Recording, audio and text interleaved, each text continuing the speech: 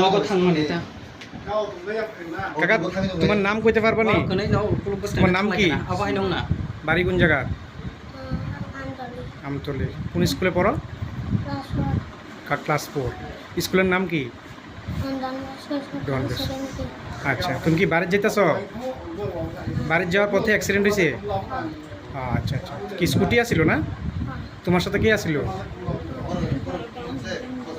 তোমার মা আচ্ছা বাবুর নাম কি শুকুরঞ্জন আর তোমার নাম হ্যাঁ সীমা ঠিক আছে